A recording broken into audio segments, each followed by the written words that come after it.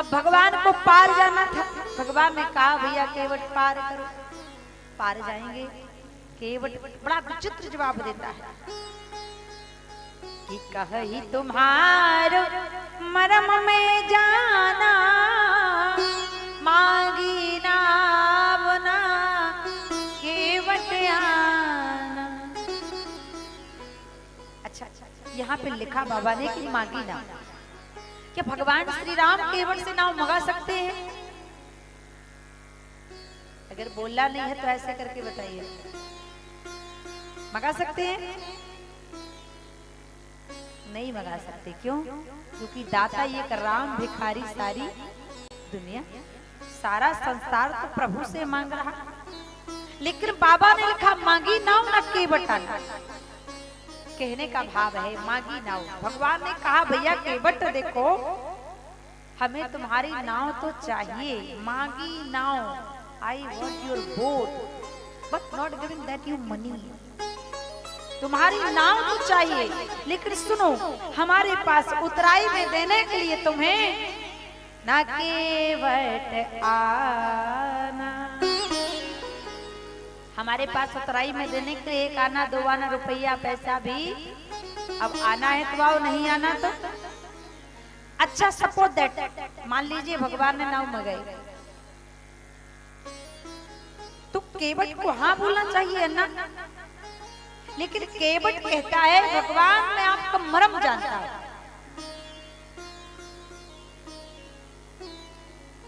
और कई भक्त मानस के कहते हैं कि भगवान का मर्म संसार में कोई जान नहीं पाया।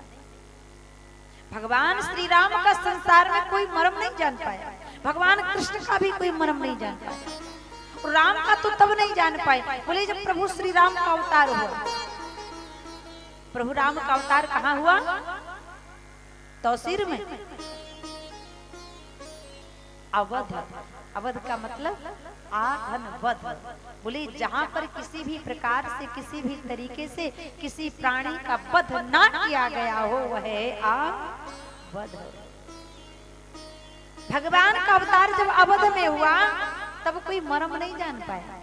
1 माह तक सूर्य भगवान टकटकी लगाकर राम जी को देखते रहे। 1 माह तक रात्रि नहीं हुई तब कोई मर्म। मास दिवस करि दिवस भा, मर्म न जानति कोय। रच समेत रवि था, निशय कवन विधि हो। कोई मर्म नहीं। लेकिन आज गंगा के घाट पर केवट कहता है प्रभु मैं आपका मर्म जानता हूं। अगर राम जी के मर्म की बात की जाए प्रिय श्रोता, तो राम जी का मर्म तो लक्ष्मण जी भी नहीं जान पाए। बोले कौन सा मर्म? जब भगवान श्री राम ने अपनी पत्नी से कहा सुनो जानकी मुझे एक लीला करनी है और उस लीला में अगर तुम रहोगी तो वह लीला पूर्ण होने वाली, इसलिए जाओ। अब जानकी तुम वहां पर चली जाओ। सीता मां बोली कहां चले जाएं? मेरी माता ध्यान देना। भगवान ने अपनी पत्नी से कहा कि जाओ आप वहां रहना। कहा? तुम पावक मह करहु निवासा, जब लगी करहु निशाचर। पावक का मतलब अग्नि। भगवान ने अपनी पत्नी से कहा कि जाओ अग्नि में रहना। तो सीता मैया ने अग्नि में रहना स्वीकार किया कि नहीं किया? माताओं किया ना। तो इस माता जानकी के प्रसंग से मेरी माताओं बहनों को शिक्षा प्राप्त हो रही है कि पति कितनी भी कठोर से कठोर आज्ञा दे, लेकिन पत्नी को पति की आज्ञा का पालन हर परिस्थिति में करना। ऐसा नहीं कि पति कहता है कि अभी मायके नहीं जाना है तो माताएं कहें तो जाएंगे। ऐसा नहीं करना। पति जो आज्ञा दे हमें वह करना है। सीता जी को देखो, भगवान ने कहा अग्नि में रहना है। सीता माता गई और जा करके अग्नि में निज प्रतिबिंब राखत सीता, ते सही रूप सुशील विनीत। जाकर के राम जी के हृदय में समा गई, लेकिन इस मर्म को लक्ष्मण जी भी जान नहीं पाया कि सीता जी असली है कि नकली। बाबा ने लिखा है कि लक्ष्मण हो यही मर्म न जान, लक्ष्मण हो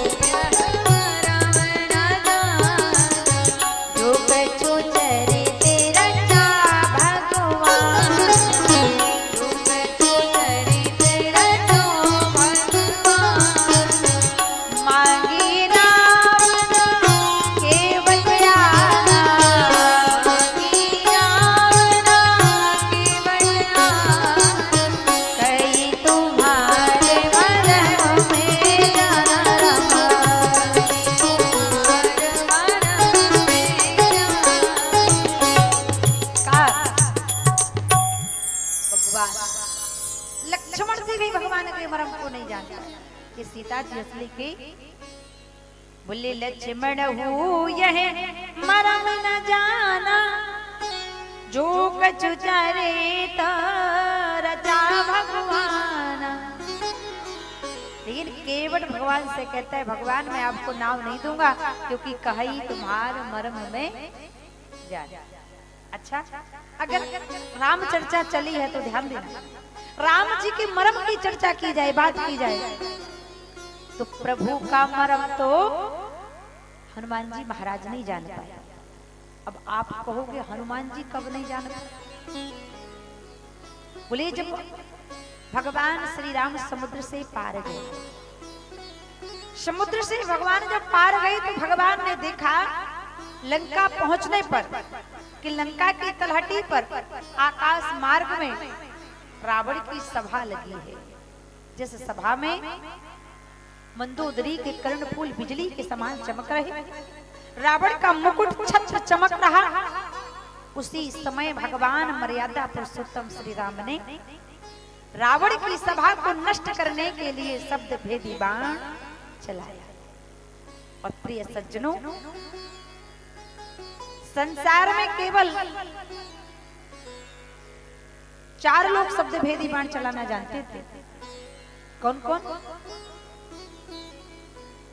सबसे पहले चक्रवर्ती चक्रचूड़ामणि महाराज दशरथ, दूसरी माता कैकेयी, तीसरे प्रभु श्री राम, और चौथे कलयुग में पृथ्वीराज चौहान। क्यों? क्योंकि इतिहास गवाही दे रहा है कि जब पृथ्वीराज चौहान जी को दुश्मनों ने पकड़ लिया, तब उनके मंत्री ने कहा था कि 4 बांस 24 गज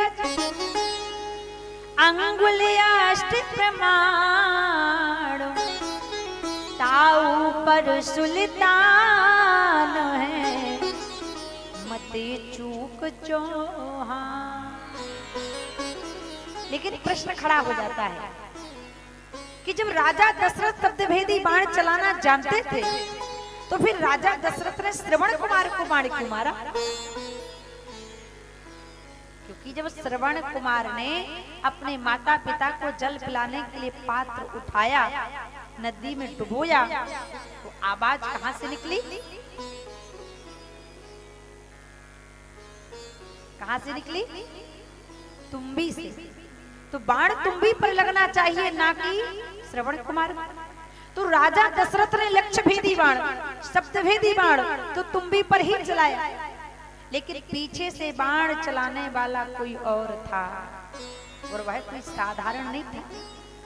वह था 4 वेद 6 शास्त्र 18 पुराण का ज्ञाता लंकाधिपति रावण। क्योंकि रावण कोई साधारण पुरुष नहीं था, रावण कोई साधारण महात्मा भी नहीं था। रावण 4 वेद जानता था, 6 शास्त्र जानता था, 18 पुराण जानता था और 14 विद्याएं जानता था। आजकल का व्यक्ति विद्या तो छोड़ो, एक सांप भी मार देता है तो पूरे गांव को लाठी पर रख के दिखा देता है कि मैंने सांप मार दिया। लेकिन रावण तो 14 विद्याएं जानता था। और वो रावण की 14 विद्याएं कौन कौन सी है? किसी कवि ने भाव दिया राग रसायन नृत्य गति नट विद्या वेदान तुरंग चढ़न व्याकरण पढ़न जानन ज्योतिष अंग धनुष बाण रथ हाक वो चोरी ब्रह्म ज्ञान जल तैरन धीरज धरन 14 विद्या जान। तब पीछे से बाण रावण ने चलाया, लेकिन राजा दशरथ को भ्रम हो गया कि मुझसे ही कोई चूक, तब कोई मरम। आज यहाँ पर भगवान जब लंका पहुंचे तो भगवान ने लंका पहुंचकर रावण की सभा को नष्ट करने के लिए बाण चलाया। इसमें मंदोदरी का मुकुट गिर गया, रावण का छत्र मुकुट गिर गया, मंदोदरी के कर्ण फूल गिर गए। लेकिन वहीं पर हनुमान जी खड़े, जामवंत खड़े, नल नील बंदर भालू खड़े, लेकिन कोई मरम जान। बाबा ने कहा छत्र मुकुट तातंक धर हते कही मां। छत्र मुकुट तातंक धर हते कही मां। सबके देखत वहीं परे मरम न को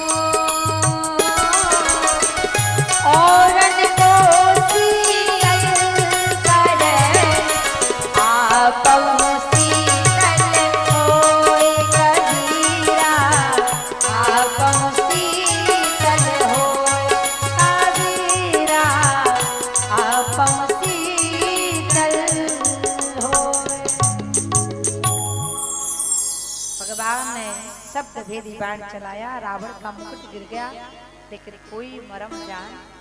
लेकिन गंगा के घाट पर केवट कहता है कि मैं मरम।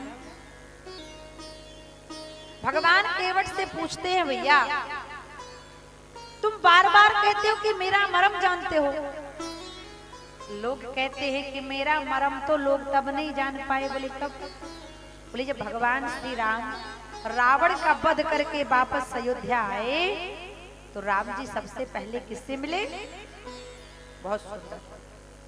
अगर वक्ता कुछ पूछे और श्रोता जवाब दे दे, इसका मतलब है कथा समझ में आ रही है। हमारे दादाजी आगे बोल देते हैं क्या होने वाला है, फिर हमें बोलने की आवश्यकता नहीं पड़ती। भगवान का मर्म तो लोग तब नहीं जान पाए जब भगवान रावण का वध करके वापस अयोध्या आए तो सबसे पहले मिले माता केकई से। भगवान महलों के अंदर जाने लगे। केकई ने कहा राम अभी तुम महलों के अंदर नहीं जा सकते। भगवान ने कहा क्यों? केकई ने कहा तुम्हें मेरा भी एक काम और करना पड़ेगा। अब लक्ष्मण जी महाराज की आंखें लाल हो गई और शरीर पसीने से तरबतर हो गया। धीरे से गए राम जी के कान में बोले भैया। केकई फिर से कहने लगी एक काम करने के लिए, अरे अभी